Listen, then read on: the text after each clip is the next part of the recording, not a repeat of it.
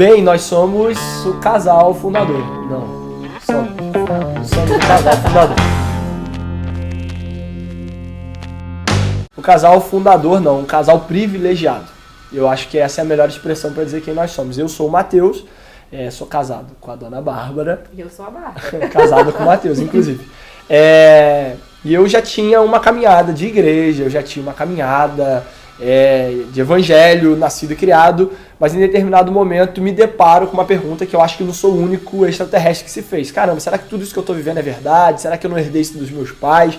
E aí, no meio de uma confusão, eu começo a querer viver o evangelho de maneira plena. Eu acho que eu encontro, eu tenho certeza que eu encontro um anseio no meu coração pela eternidade, como a palavra diz, e começo a buscar por esse anseio. E aí, então, mergulho num processo de vivência real do evangelho, né? Então, esse sou um pouquinho do que, junto com o que você eu acho que forma esse casal privilegiado de ser o fundador desse projeto Missão Peixe, né?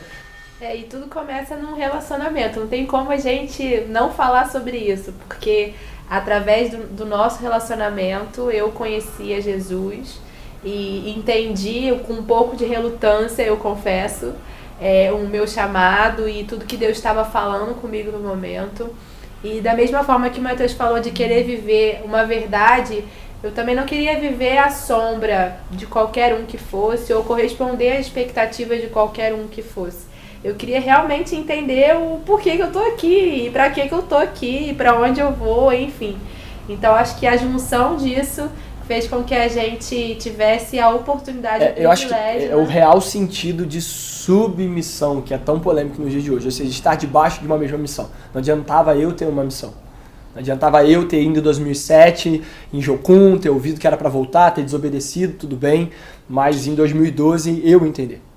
E aí quando eu converso com a Bárbara, eu falo, olha, Deus está falando isso, isso, isso. Aí eu falei, tu ora e vê se vai ser. Ela chora, ela me chama de maluco, mas ela vai orar. E aí quando ela vai orar, Deus compartilha com ela a parcela dela na missão que não é nossa e que não é de ninguém, mas é simplesmente a missão de Deus, de redimir nele todas as coisas, como Colossenses fala. E aí a gente, entendendo a missão, cada um a sua, mas junto, numa caminhada já que a gente era casado, começa esse processo chamado Missão Peixe.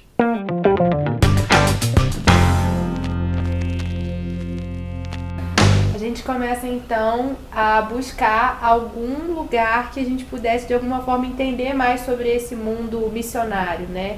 Que até então a gente vivia bastante dentro das igrejas e tudo mais. Então a gente vai para Jocum, faz um curso missionário que se chama ETED, e quando a gente sai de lá a gente já começa a ter os primeiros contatos com algumas igrejas, dando cursos, treinamentos, seminários. A Jocum tem um papel fundamental e eu prefiro e quero nesse vídeo ressaltar isso. A Jocum foi quem organizou. Sua pergunta foi sobre como que isso se estrutura e tudo mais. A Jocum ajuda a gente, eu acho que em alguns momentos até não conscientemente, a organizar aquilo que se tornaria Missão Peixe, né? Eles impulsionam a gente a buscar Deus, ouvir Deus, repensar os talentos, os dons e tudo que Deus já vinha falando.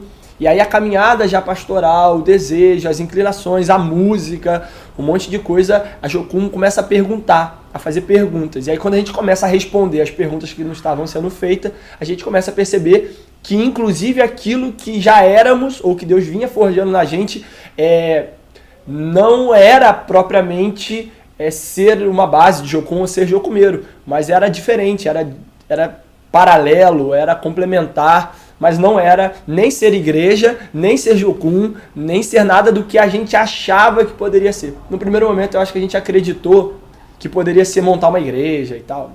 E aí Deus falou, não é isso. Depois a gente foi para Jocum. E aí, imerso naquele mundo, a gente falou, é isso aqui, vamos ser jocumeiro. Só que Deus também começou naquele lugar a mostrar uma nova direção, que caracterizaria um foco bem específico no que hoje a gente já caminha como missão nesses anos de existência, que são poucos ainda, mas que se Deus quiser vão ser longos, ou então que ele volte, né? Essa é a nossa esperança, que foi na área de justiça, que é uma palavra que mexe muito com a gente, que a gente forma algo, então, nesse contexto de revelar o caráter justo de Deus. O caráter justo de Deus que se opõe à opressão, que se opõe à pobreza, ao abuso, à exploração, à violência.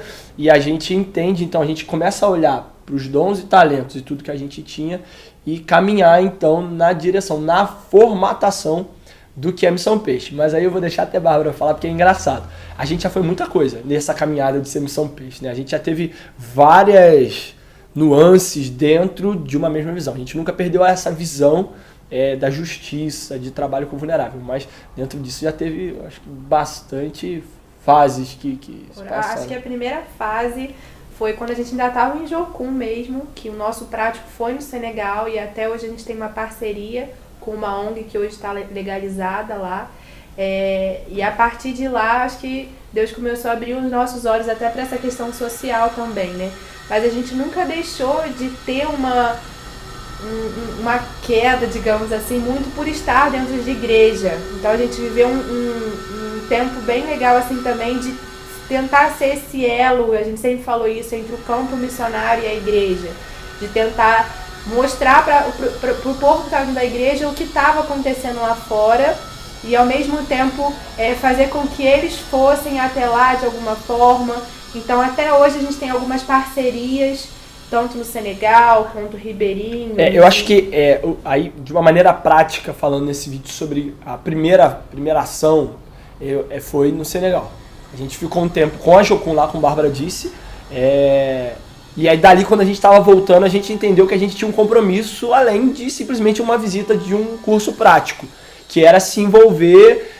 E aí, por conta de sempre gostar de designer, ser fuxiriqueiro na parte de web, tá fazendo um curso, a gente decidiu que a gente faria um sistema de apadrinhamento, que foi a primeira coisa que eu acho que a missão fez, que foi um projeto chamado Koyo Koyo, que era uma maneira com que a Jal, uma amiga querida que tá lá no Senegal até hoje, chamava as crianças, ô Koyo Koyo, Koyo Koyo. E aí, a partir daí, a gente viu ela chamando eles e viu a necessidade que eles passavam também.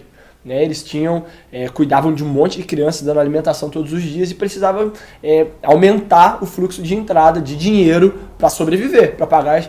E aí começamos então a fazer um sistema de apadrinhamento. Nunca tínhamos feito isso, mas foi o primeiro pontapé nosso. Montamos esse sistema de apadrinhamento totalmente artesanal, totalmente em planilhas de Excel, em PowerPoints e nada de estrutura. E aí começamos a ir para as igrejas exatamente inicialmente, querendo partilhar com eles do que vivemos na África e querendo auxiliar com que esse projeto acontecesse e pudesse ser disseminado aí com o apadrinhamento. Então, eu acho que na prática a primeira ação que a gente toma como missão é de suporte. É interessante porque não é um projeto nosso pioneirado, né? Eu acho que um projeto nosso pioneirado é muito recente, inclusive. Né? A missão sempre teve essa característica de não querer inventar a roda.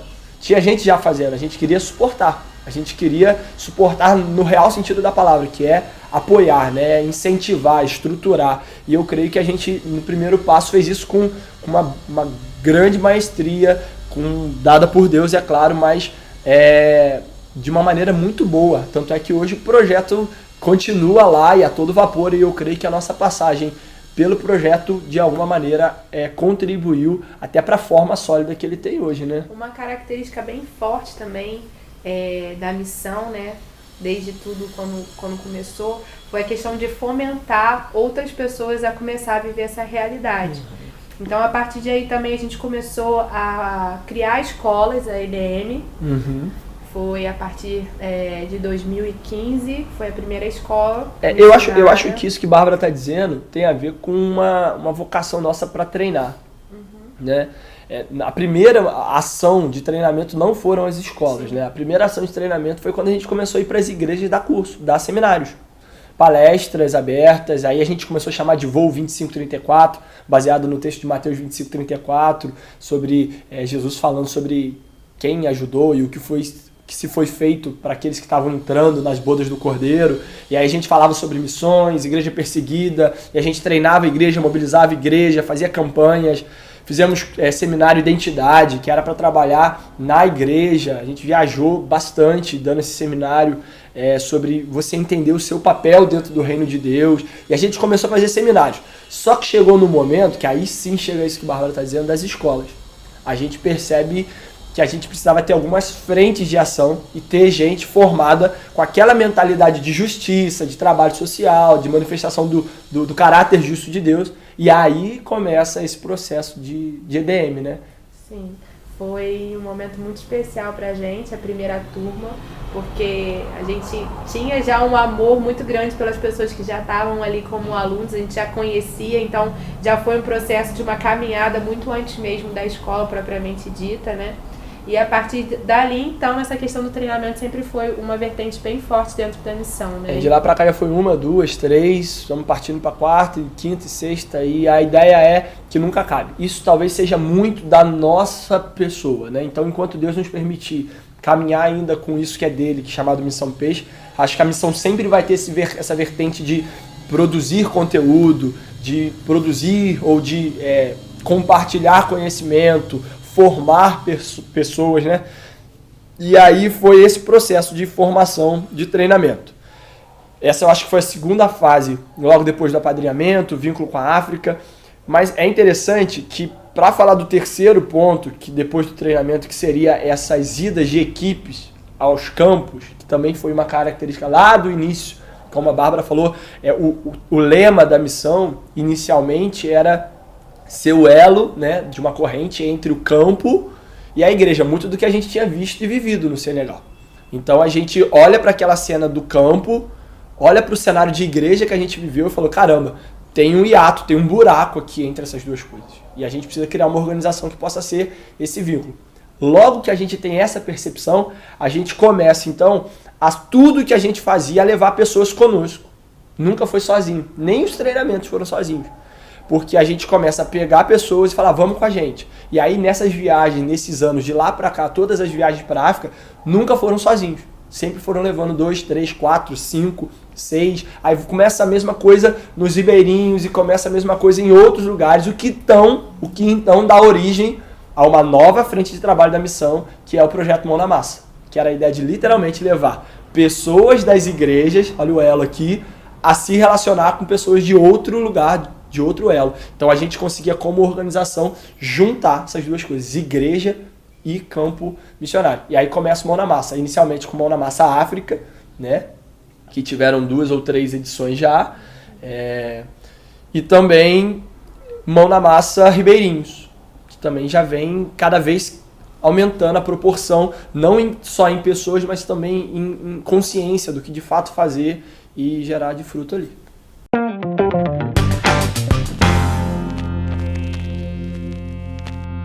A Missão Peixes não é só uma agência missionária, ela também tem esse viés legal de ONG, primeiro porque era necessário a gente se institucionalizar, difícil. Exatamente porque a proporção começou a crescer. E aí, quando se cresce, uma coisa é quando no início as pessoas depositavam na nossa conta uma ajuda. Só que a gente precisava dar feedback, a gente precisava sempre trabalhar com clareza, que foi algo que a gente sempre teve como primazia na missão, né? Trabalhar com clareza, já que a gente vinha de um momento missionário onde muito dinheiro era repassado e pouco era se visto. Quando ela começa a ganhar essa forma, essa então agência missionária, a gente também, paralelo a isso, não cruzando, mas paralelo a tudo isso, a gente começa a ver que não adiantava só treinar. Não adiantava só, vamos lá galera, agita, vamos lá, você tem que fazer na sua igreja, vem para a escola, mas era necessário começar a proporcionar lugares onde aqueles que foram vocacionados pudessem executar aquilo que eles foram direcionados dentro dos treinamentos. E aí começam a se formar as bases de ação, as bases de operação, que vem ser a primeira base de operação em Nova Friburgo, no Rio de Janeiro, onde a gente começa, então, dentro de uma favela, dentro de uma comunidade carente, chamada Cordoeira, a formar ações. Então, o processo de deixar de ser somente agência, e uma agência é sempre quem envia, né? Por isso do nome agência, né? De turismo, por exemplo, você chega lá, a pessoa da agência não vai com você, ela te treina, ela te dá as diretrizes e te manda. A gente não tem só esse viés de agência, também tem esse viés, porque a gente começa, além de só enviar e treinar, oportunizar, criar ambientes onde a gente pudesse executar as ferramentas que Deus estava dando direção para os alunos, ou para a igreja, ou para onde a gente estava ministrando. Eu acho que é meio que é por isso, né? Não sei se... E foi um tempo também importante, eu acho que para a gente se estruturar também. Às vezes a gente tem bastante ideias e a gente, às vezes, tinha um pouco de dificuldade no planejamento, na estruturação. Então a ONG ela serviu para dar esse suporte para a gente, né? Para a gente poder realmente se estruturar. E o CASA, né, como o Matheus falou, o projeto CASA é um resultado disso, né? O CASA não começou a partir da gente, embora o nome comece... Abrindo um parênteses só para quem está assistindo, que CASA é um dos projetos da Missão em Nova Friburgo, né? O projeto CASA, embora o nome fomos nós que assim demos, mas ele começou através de uma missionária, como o Matheus falou, que a gente já tem essa vertente também de suporte, também acho que possa ser também por conta disso, mas uma missionária que já estava aqui em Friburgo com um trabalho há aproximadamente, acho que 13 anos, né? E essa missionária, por conta de questões de saúde e outras situações, teve que deixar e voltar para a Inglaterra, que é a Trina. Então ela ofereceu o projeto do tipo, não tem como vocês continuarem esse trabalho que já havia sendo feito. E era um momento que a gente já estava procurando uma direção de Deus para criar uma estrutura mais sólida, digamos assim, para implantar esse primeiro projeto da Missão Peixe, nesse sentido do projeto CASA, né? É muito importante entender dessa formação sólida, que, por exemplo, o que a gente fala de criar junto com a igreja foi isso que aconteceu no CASA. Na verdade, o CASA não surge meu e da Bárbara. Ela vem de um outro nome, de um outro movimento que já existia dessa mulher chamada Trina, mas ela surge junto com alunos que estavam saindo da escola deles, que é no caso a Isabela, que hoje coordena o CASA, e na verdade coordena a unidade de Nova Friburgo hoje, que não se resume só no CASA. Então, assim, a Isabela tinha tido dentro da escola dela, a partir daquele treinamento da agência missionária, começa a ter então ideias, visões daquilo que Deus estava chamando ela para fazer. E aí, como tudo no projeto de Deus, tudo harmonizado, a gente também entende que era tempo de estruturar, a gente começa a estruturar algo. Então, assim, é uma mistura que não dá para dizer, e a gente não pode dizer assim, o projeto em Friburgo fomos nós que começamos, não, é da Isabela, não é da Trina, não, é tudo literalmente uma harmonia perfeita desse Deus que a gente serve. Ele pega todas as peças e faz com tudo casar de maneira harmônica, e que não condena, refuta toda a visão que a gente tinha. Era momento de ter uma estrutura para deixar de ser só agência de treinar, para ter agência de agir. Era o momento onde essa missionária está cansada depois de uma longa jornada, precisava voltar ao seu país. Era momento, então, dela passar a chave, a bola para frente. Era momento onde uma das nossas alunas que a gente incitou e treinou precisava dar forma àquilo que Deus estava falando com ela. Então, junta o combo de todas essas coisas e começa a primeira unidade, né? Que a primeira unidade em Nova Friburgo começa inicialmente com um projeto, que é o Projeto CASA, que foi o primeiro projeto que, como estrutura formada, né, como base, aconteceu. Lembrando que antes já tinha tido o projeto Coiô também, e alguns seminários. Então a missão já tinha outros projetos, mas como base estrutural de execução, se assim eu posso dividir entre agência de treinamento e base de operação, o primeiro projeto de base de operação foi o Projeto CASA. Eu acho que o primeiro projeto de treinamento tenha sido o Seminário Identidade, se eu não me engano, depois Voo 2534, depois Vocação, depois EDM, que é a Escola de Direcionamento Ministerial. Missionário, que também já migrou um monte de coisa, né?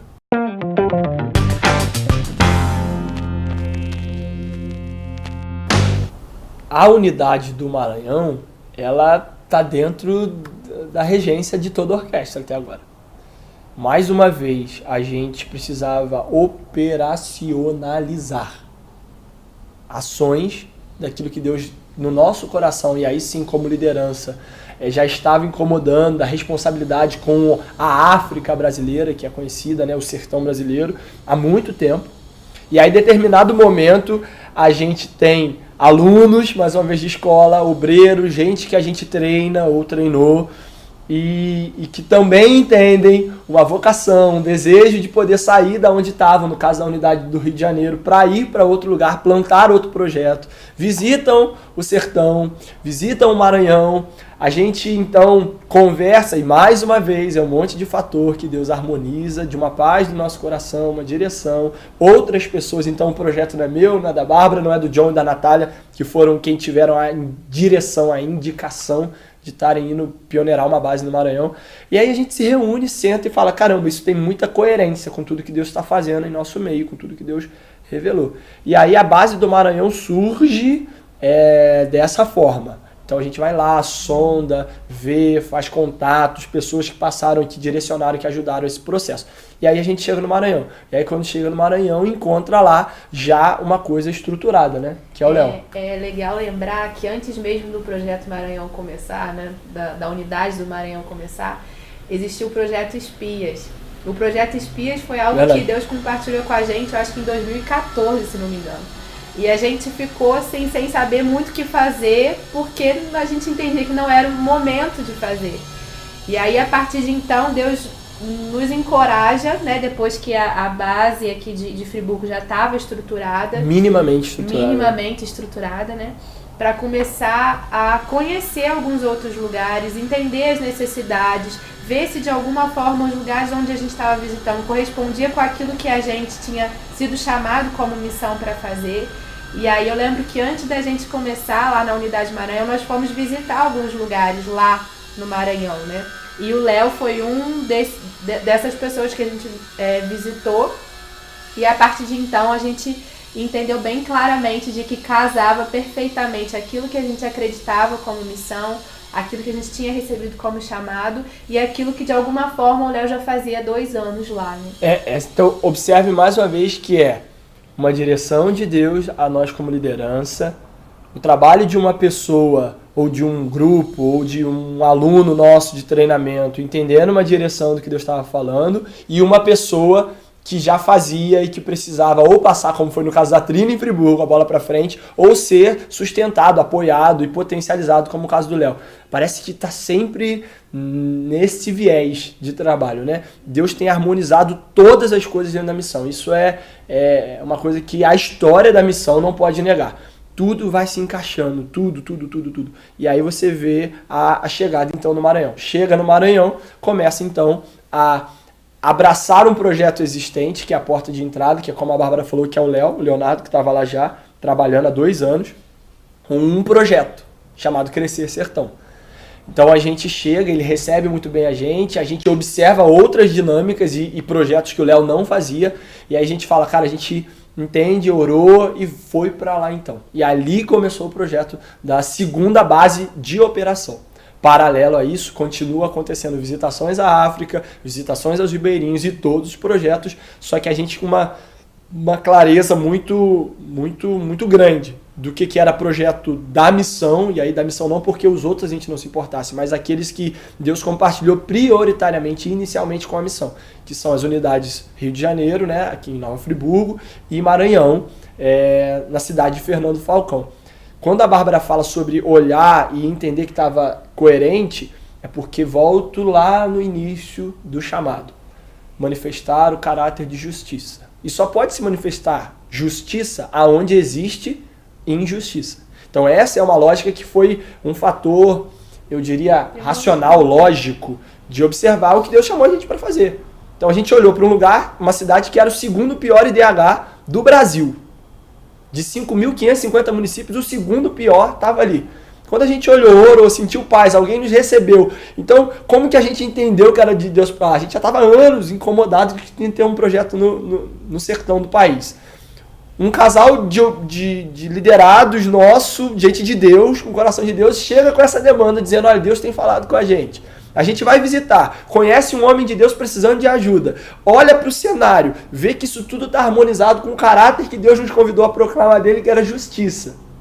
A gente falou, cara, é aqui. E aí começa o projeto no Maranhão. Então, a gente crê no sobrenatural, mas nesse caso do Maranhão, foi muito certeza de vocação, muito natural o processo. Então foi de uma maneira natural que começou a unidade no Maranhão. E que está a todo vapor, com vários projetos, né, projetos de estudo, de aprofundamento bíblico nos sertões, onde não tem luz, debaixo do lampião, estudando a Bíblia com o pessoal. Projeto Crescer Sertão, que é esse que o Léo já tinha, que a gente encampa então e potencializa, gerando um sistema de apadrinhamento, expandindo a estrutura, melhorando as estruturas, melhorando o sistema pedagógico das escolinhas que já atendem as crianças com alfabetização de português e alfabetização também matemática, né?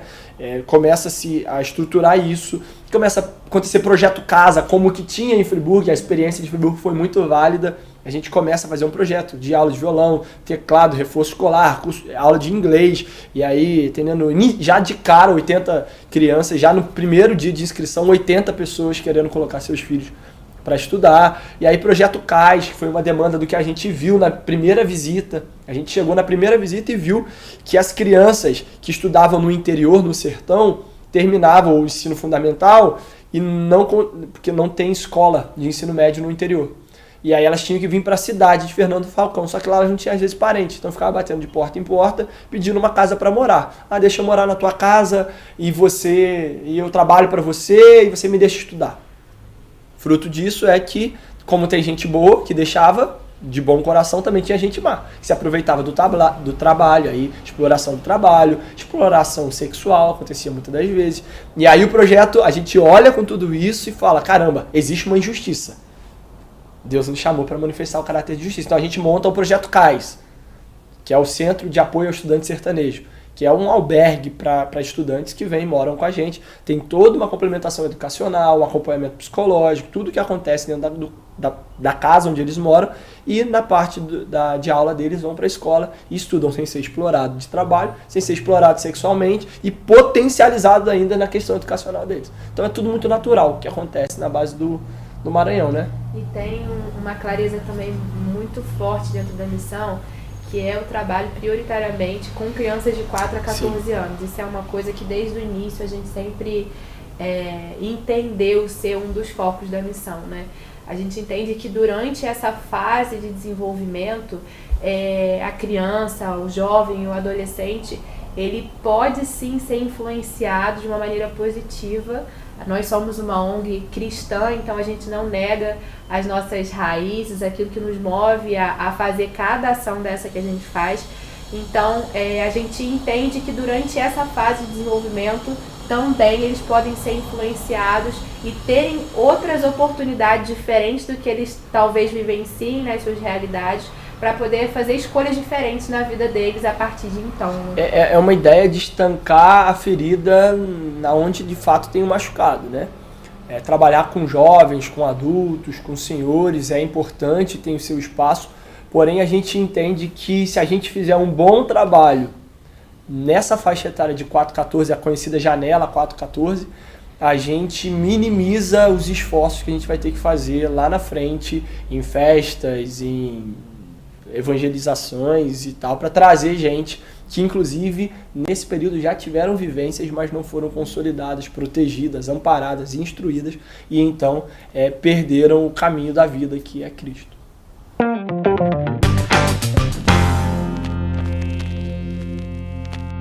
Eu acho que as projeções para a missão, elas têm duas vertentes. Eu vou falar uma mais fácil depois e depois a gente falar uma mais fácil primeiro e depois a gente destrincha a outra que demora mais.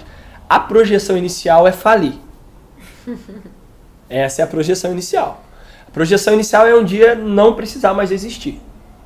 Ou porque as injustiças acabaram, ou porque as organizações, igrejas e outras, escola, governo, assumiram o seu papel e estão cumprindo a sua posição. Então, inicialmente, a projeção é: gente, viemos no meio desse notificado dizer que não precisamos mais existir. A missão Peixes some do mapa. Essa é a projeção. Mas como a gente sabe que essa é uma projeção inalcançável biblicamente, porque biblicamente a coisa vai de mal a pior, a gente tem projeções sim. A projeção aí é o outro tipo de projeção. Que aí você pode ajudar aí quais são as projeções aí, porque senão eu fico... Tem até que resumir, porque as projeções são todas. Todas. De alcançar todas as pessoas, o quanto as nossas energias, nossos recursos, nosso tempo permitir. A gente vive para isso, a gente não sabe fazer outra coisa além de manifestar, sinalizar que o reino de Deus traz consigo implicações eternas, sim, de salvação, mas implicações já também nas relações, na vida cotidiana. As projeções para a Missão Peixe são de ter muitos outros missionários, ser um espaço para receber aqueles que são vocacionados. A projeção é de poder trabalhar em todas as esferas de injustiça social. Pelo menos as minhas projeções. Eu creio que a gente partilha disso, né? É poder, então, ter uma base que trabalhe com refugiado, uma base que trabalhe com, sei lá, tráfico de armas, tráfico de pessoas, poder ser resposta, ser sinal de Cristo em todas as esferas da injustiça, para dizer ao mundo de que Cristo é justo. E aí seja você o que está sendo vítima ou o que está sendo causador. Cristo existe para vocês dois. E aí para cada um lhe é devido uma determinada atenção. Então as projeções são muito grandes. A gente costuma brincar, e eu brinco muito com o atual administrador da missão e braço direito e esquerdo parceiro, que é o David, de que a gente vai continuar aqui até abrir 100 bases. Não porque o número a gente quer abrir para dizer que mas é porque a gente vai tentar ter força até abrir 100 unidades de frente. Aí depois a gente passa para os nossos filhos, ou então a gente já contempla a volta de Jesus. Mas as projeções minhas são grandes demais, que eu não consigo nem dimensionar. Assim. A cada dia parece que surge uma nova projeção. E é legal a gente falar sobre isso, porque em certos momentos a gente tem, não é uma vontade, mas é uma percepção de que talvez a gente não fique tanto tempo na missão. Sim, A gente chega a falar isso algumas vezes, né? Mas a ideia é que outras pessoas tenham esse coração que de alguma forma Deus compartilhou com a gente, e que não precise talvez a gente estar à frente desse movimento, para que então a gente também possa assumir um outro lado que também é muito forte na gente, do cuidado do pastoreio, de acompanhar, que na verdade não se deixou ao longo desse tempo, mas talvez de dar talvez mais ênfase nesse cuidado, e talvez deixar para que outras pessoas que também tenham esse coração assumam esse outro lado da ONG desse mesmo, caminho missionário, agência, base de operação. A gente pensa e comenta muito sobre em breve poder passar literalmente, mas Mateus só tem 6, 7 anos a missão, vocês são novos, mas a gente entende que inclusive isso vai trazer um pouco de vida para a organização também, passar esse cajado, e tem gente talentosíssima, muito mais de Deus do que a gente, despontando aí no corpo de missionários, ao redor da gente. E eu acho que a Bárbara falou uma verdade também. Uma projeção é poder passar o cajado para frente. Não por decepção, nem por talvez querer, mas por entender que já sentiu o cheiro de que Deus está aprontando uma nova para a gente como família, e a gente não sabe para onde, mas essa é a ideia.